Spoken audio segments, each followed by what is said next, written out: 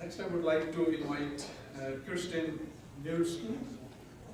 Kristen's presentation will touch on aging in Edmonton and is connected to her work as a Master of Science student with the Urban and Regional Planning Program at the University of Toronto. Let's welcome Kristen.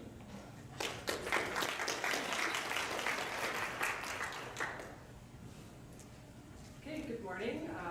I guess almost good afternoon, everybody. First, I would like to say thank you to Age Friendly Edmonton for putting this on and for inviting me to speak to you and share my work with you. I am a student in the Urban Regional Planning Program at the University of Alberta. My name is Kristen Knudskov, and this project was actually completed for a course in ArcGIS, which is a mapping software.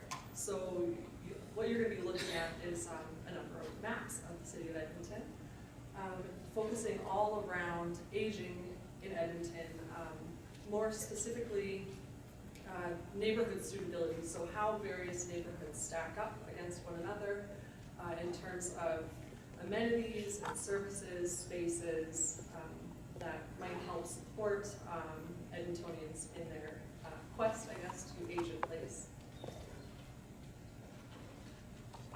Just to kind of give you some structure for what I'm going to talk about for the next 10 minutes or so, I'm first going to give some background on aging in place and the age-friendly cities movement and how that kind of formed the basis for my project. Then I'll give kind of a high-level overview of how I actually created these maps and the type of analysis that I've applied. And then I will show you some maps and talk about some of the patterns that have emerged from those and what the implications might be for Edmonton. So background, I think probably everybody's pretty familiar with these concepts and movements, but just to be explicit and reiterate, when we talk about aging in place, we're talking about somebody's ability to remain in their own home as they get older, and to do so, while maintaining their independence and doing so safely and comfortably. But that doesn't only involve, retrofits to a home or in-home services. It also entails living in a community where you have access to, the essential services and amenities that you need, as well as transit networks to get you from A to B. So that's what I'm going to be focusing on today. Traditionally, we know that the approach to housing and aging was to build more seniors housing and institutional options and whatnot. But now we see this real need to support people in their in wanting to age in place because of all of those great benefits that we just heard. Those health benefits and the cost savings that are associated with that. And on top of that, of course, people are expressing their preference to age in place. And so we need to be building our communities in a way that allows people to do so. The age-friendly cities movement originally started with the World Health Organization and emerged really from this understanding that people, as we age, need to remain active in all aspects of our life to harness that multitude of health benefits. Not only physically active, but also socially active, civically active, economically active in all aspects of life. So on the right-hand side, what you can see there are kind of the pillars of age friendliness as determined by the Global Age Friendly Cities Guide. And a number of those have some association with the built environment and how we build our communities in terms of things like open spaces and available housing and that transportation. And so that's kind of the areas that my project is focusing on, areas within our built environment and things that are associated with urban planning aspects. That's kind of what I'm trying to look at. So I'll give a really high-level overview of the methodology. If anybody, I'm not sure if anybody's familiar with ArcGIS, but it is, again, a mapping software. So I use a lot of data from Edmonton's Open Data Initiative, which is really great. And also some stuff from Google Earth that I generated manually to capture things like, is there a local grocery store or a family medical clinic, and that sort of thing. So the type of analysis, it's called suitability analysis, and it's traditionally used to cite the best location for something, but I've used it instead to generate what I call a livability index for aging Edmontonians. Generally what you do is you plot all of these different spaces and kind of generate a service area around them or a buffer zone, and then apply a weight to that in terms of importance. And I just want to be clear that when I did this project, the categories that you're going to see in a second, I've actually weighted them all equally in the overall map, just to kind of take out my personal bias, I guess. When I first did it, I realized I had a map of where I would want to live as a senior, so I kind of rejigged the maps, I guess. Yeah, so that's kind of a high-level overview of how that was done.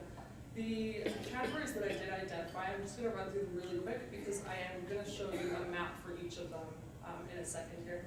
So access to essential services and amenities. It includes some measures of housing, particularly affordability measures, as well as access to seniors' housing options.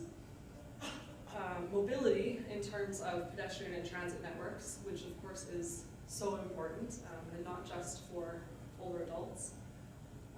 It also includes perceptions of safety within our communities and access to social and recreational opportunities. Okay, so now you're going to get to see some maps, and just keep in mind the way that I have generated these is that for every map you're going to see, green is good, red is bad, and somewhere between, you know, light green or whatever.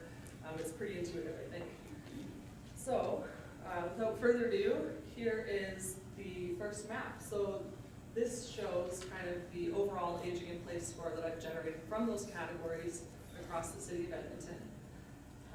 Where you see white space, that's because this is only showing areas that are zoned for residential use, because we're not interested in, you know, industrial zones or what have you.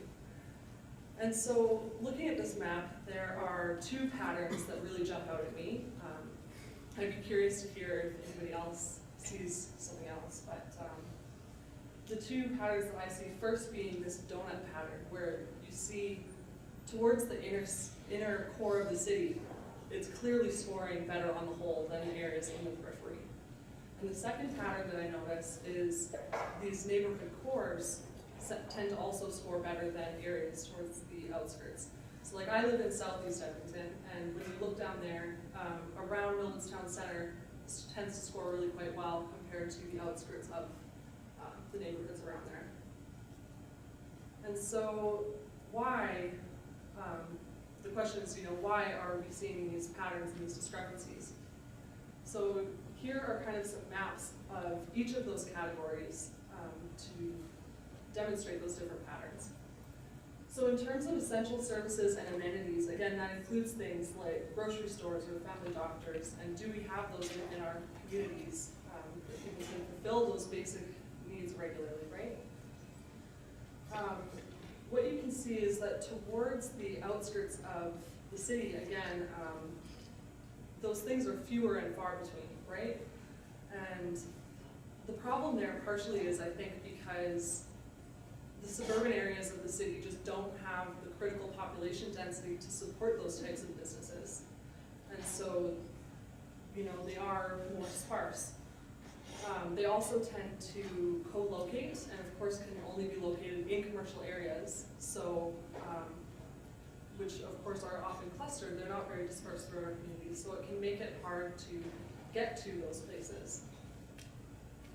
The housing map, I really just wanted to focus on affordability primarily, which you're not actually seeing on that map, but affordability problems in Edmonton are particularly a problem when you look at the citywide scale towards the inner city and biased north of the river. That's where we mostly see those affordability problems, at least when you look at it from the proxy measure that I've used here. In terms of pedestrian and transit networks, this map I think shows that citywide, we're doing a pretty good job of getting transit in some form or another to everyone. But the issue now is that the scores are okay, but they're not great. You know, what is the service level like, and is it going to be accessible and navigable for our aging populations? You know, is there weekend bus service available for you to get around? The next category, really quickly, I'll talk about is perceptions of safety, which could definitely provide a serious barrier to aging in place if you don't feel safe within your community, right? That's a barrier for anybody wanting to live there. So this was measured through, mostly what you're seeing is a proxy by the crime rates by neighborhood.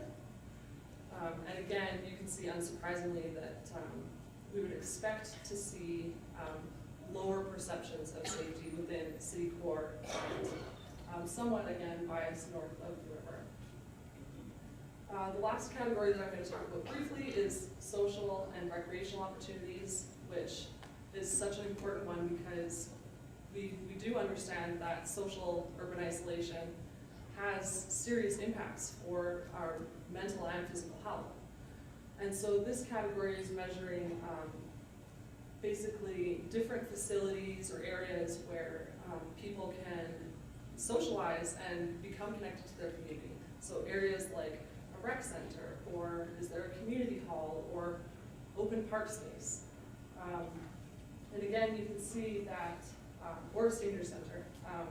Again, you can see that pattern towards the outskirts of the city, which is really underlined again by that suburban pattern of development, that these areas are just not necessarily built out yet to where they need to be in order to support people in those areas. So in my opinion, those are kind of the areas that are going to be particularly facing those issues in the future, and that maybe the city will need to look at getting more of those opportunities out to people in these areas.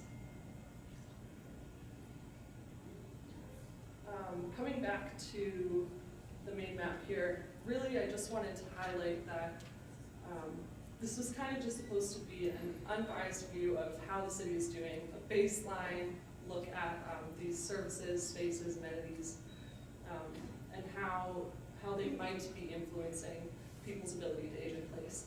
And I was really hoping that maybe it could be used in connection with a more fine-grained and collaborative understanding of what needs to be done in these communities. And the main goal was really to get the conversation going, which I hope that it has maybe sparked a few ideas for you. Yeah, and just to highlight the importance of what our city configuration, urban planning might be able to contribute to support people in their aging in place. That's it for me. If you're interested in this project in any way, or have any questions, or would like to discuss it further, feel free to email me at knudskov@ualberta.ca. Or if you want to take a closer look at any of these maps, I'm happy to share. They might not project so well, but thank you for your time.